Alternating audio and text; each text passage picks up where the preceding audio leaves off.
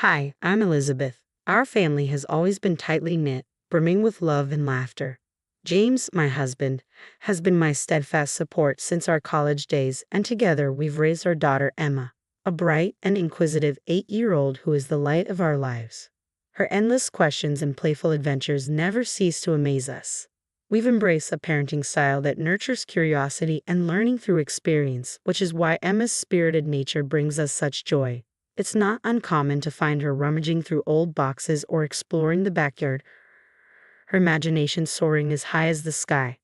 In contrast, my relationship with my mother-in-law, Carol, has always been somewhat strained yet manageable.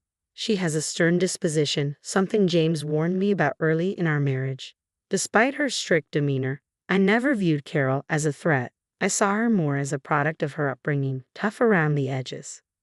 One sunny afternoon, we decided to visit Carol at her home. She had been living alone since James' father passed away, and though she'd never admit it, I could sense that she enjoyed our company, especially Emma's. As we drove over, the car was filled with Emma's excited chatter about showing Carol a bird's nest she found in our garden. "Mommy, do you think she's ever seen a blue egg before?" Emma chirped from the back seat. "I bet she has, but she'll love hearing all about it from you," I replied, glancing at James, who shared a warm smile with me through the rearview mirror. Upon arriving at Carol's, the atmosphere was warm and inviting. The faint scent of cinnamon wafted through the air, and a gentle classical melody played in the background. Carol greeted us at the door with a stiff smile, stepping aside to let us in. Come in, come in. It's so good to see you all," she said, her tone formal, but softened by her hidden affection for Emma.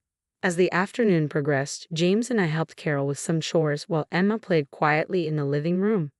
I was in the kitchen, organizing some groceries we had brought for Carol, when the peaceful ambience shattered. "Emma, what do you think you're doing?" Carol's sharp voice pierced the calm, causing James and me to exchange worried glances. My heart raced as I rushed into the living room, only to find a scene I could never have anticipated.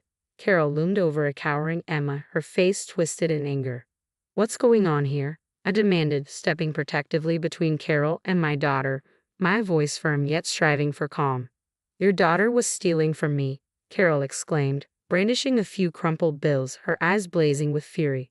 "It was just lying there, Mommy. I was going to play shop with it." Emma's small voice trembled, her innocent explanation breaking my heart. "Carol, she's just a child. She didn't understand." I tried to reason, but Carol remained unyielding, her expression one of betrayal and rage. After pulling Emma away from the distressing scene, I didn't waste a moment. Her cries subsided to soft whimpers, her small body clinging to me as if I were her only safe haven.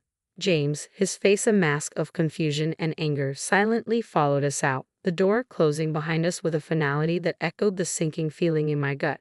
The drive to the hospital was fraught with tension and silence, broken only by Emma's soft sniffling from the back seat. I kept glancing at her through the rearview mirror, noting her pale face and red-rimmed eyes. At the hospital, the reality of the situation began to settle in. Doctors examined Emma and confirmed that while she had no broken bones, the bruises and emotional trauma were significant. As I sat in the stark white of the hospital room, watching nurses gently tend to Emma, I felt a tumult of fury and helplessness. How could Carol, a woman I had respected, if cautiously, react so violently to a child's innocent mistake? The question churned in my mind, growing heavier with each passing moment. Once Emma was settled and resting, James and I stepped into the hallway. The look on his face told me James looked at me, his face mirroring my own turmoil, shock, pain, and a deep, conflicted sadness. "Elizabeth, I don't even know what to say. I've never seen my mother act like that. We have to do something, James. We can't just let this go." My voice trembled, but I forced it to stay steady. She hurt Emma. She could have caused serious harm over something so trivial. James ran a hand through his hair, a gesture of frustration and despair. "I know, you're right. Whatever you think is best, I'll support you." What are you considering?" I took a deep breath, the weight of the decision pressing down on me. "I'm going to file a police report. This isn't just about today, it's about Emma's safety in the future. Your mother crossed the line." Dave's face hardened, his jaw set with a grim resolve. "Do it. I'll stand by you. Emma comes first. And for now, I think we need to cut ties with my mother until we can understand why this happened and make sure it never does again." With his support, I called the police from the hospital. Speaking to an officer felt surreal, like I was recounting a nightmare that couldn't possibly be my reality. But the officer's calm, steady responses provided a small comfort. They took my report seriously and assured us that they would follow up. Returning to Emma's side, I held her hand, silently promising to protect her from any future harm. As she slept, her face still streaked with dried tears, my resolve solidified. No matter the fallout, protecting my daughter was my most important duty. Carol's behavior had exposed a dangerous side, and severing ties, no matter how painful for James, was the only way forward. When we left the hospital that night, everything felt changed. What was once a tentative truce with Carol had transformed into a decisive break, one made for Emma's sake and for the sake of our family. In the days that followed, we were swept into a whirlwind of legal consultations and emotional upheaval. James and I were firm in our decision. Carol had to face the consequences of her actions. We sought advice from a family lawyer determined to obtain a restraining order to keep Carol away from Emma. The process was grueling, filled with endless paperwork and the emotional toll of retelling the incident again and again. Yet Emma's recovery remained our top priority. Her usual bright spark seemed dimmed, her laughter quieter. We arranged for her to see a child psychologist to help her process the trauma. The first few sessions were difficult. Emma was withdrawn, reluctant to talk about what had happened. But gradually she opened up, using drawings and dolls to express her feelings, a technique her therapist suggested to gently guide her through the trauma. James and I also sought counseling, learning how to support Emma and work through our own guilt and anger. Through these sessions, we found a deeper appreciation for our bond. No matter how strained things became, we faced everything together as a united front for Emma. The community's reaction was unexpectedly supportive. Friends and neighbors offered kind words, delivered meals, and even organized playdates to help Emma feel surrounded by love. Their encouragement reassured us that we had made the right decision. Conversely, Carol faced a different kind of response. News of her actions spread quickly, shocking those who had known her for years. Some tried to reach out, hoping there was a misunderstanding. But many distanced themselves, unwilling to associate with someone capable of such harm to a child. This social isolation seemed to impact Carol deeply, a painful consequence, yet, in our eyes, a justified one. As Emma began to regain her cheerful spirit, James and I focused on reinforcing our home as a place of safety and love. We updated security measures, talked openly with Emma about emotions and safety, and spent more quality time together as a family. Weekend outings, movie nights, and cooking together became our rituals to reclaim the peace that had been disrupted. Despite the ongoing challenges, through every action, every protective measure we took, both legally and emotionally, the fabric of our family mended. Emma slowly found her sense of safety again, and laughter began to echo through our home once more. One sunny afternoon, as James and I watched her playing in the backyard, her giggles carried on the breeze. We exchanged a look of profound relief and gratitude.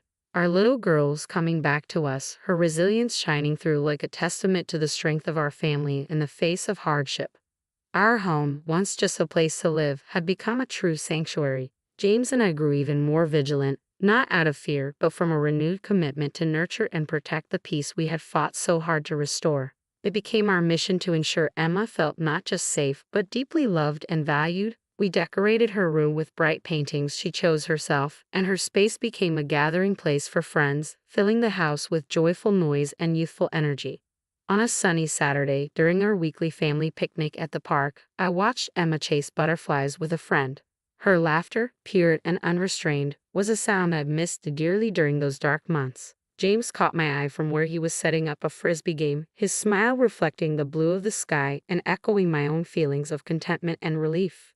Just then, Emma ran up to us, her cheeks flushed with excitement. "Look, Mommy, look what I found," she exclaimed, holding up a small, oddly shaped rock. Her curiosity had returned, and each discovery was a treasure. "It looks like it's from the moon," I said, embracing her enthusiasm, thrilled to see her spirit so bright again. As the day came to an end and we packed up to leave, Emma hugged me tightly, whispering, "I love you, Mommy. I'm happy." Those simple words filled me with an overwhelming sense of accomplishment. On the drive home, the trees blurring past the window, I reflected on everything we'd been through. Standing up against harm, advocating for Emma and protecting our family hadn't just changed our immediate circumstances, it had set a standard for how we would face any future adversity. The resilience we had developed, the unity we had forged, it was all a testament to the power of standing firm in one's convictions, safeguarding one's family from harm, ensuring they feel loved and secure. This was the most vital role we could play. As Emma dozed off in the back seat, her face peaceful and serene, I felt a surge of determination. No challenge was too great, no obstacle too daunting as long as we faced it together. Our journey through darkness had led us back to light, and I was ready, more than ever, to keep that light shining bright for Emma and for all of us. This wasn't just recovery, it was a new beginning, a reaffirmation of what truly mattered: love, safety, and the unbreakable bond of family. What would you have done in a situation where a family member reacted so harshly to a child's innocent mistake? Would you have taken the same steps as Elizabeth and James, or would you have approached it differently? Share your thoughts and experiences in the comments below. And if you enjoyed this story, don't forget to like the video and subscribe for more heartfelt stories like this one. Your engagement helps us keep bringing these stories to you.